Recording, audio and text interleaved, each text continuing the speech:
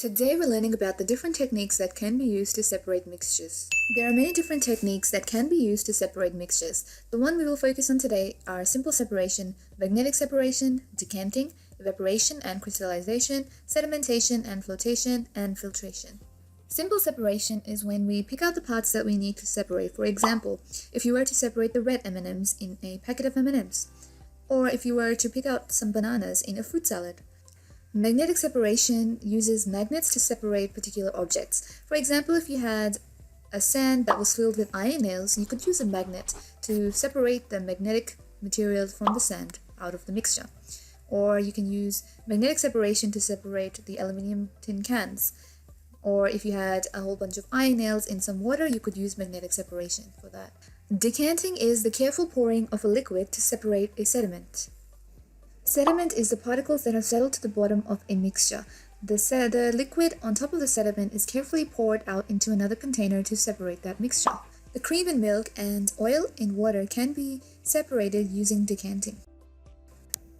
A sediment is the solid material that settles at the bottom of a liquid. Sedimentation is a process of allowing particles in a suspension to settle out of the mixture.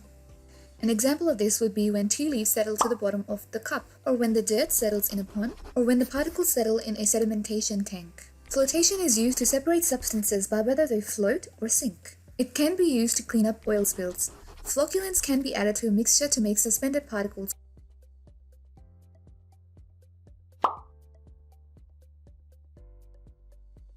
clump together. Filtration is used to separate substances according to the size of the particles. For example, you can use a sieve to separate the tea leaves when you're making tea. Filter paper, which contains tiny holes, can be used to filter out material. The material that passes through the filter is called the filtrate, and the material that is left behind is called the residue.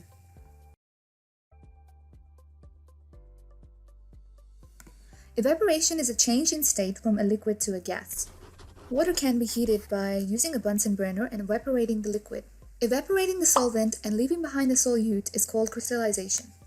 For example, if you have a solution of insoluble particles, you can filter off the excess liquid, evaporate the mixture to reduce the volume of the solution, transfer it to a dish, and the crystals that are formed after leaving the solution to cool will be an example of crystallization. Crystals can be formed using this process, and also it is used in the medicine department to make sure that impure substances are not present in the medicines.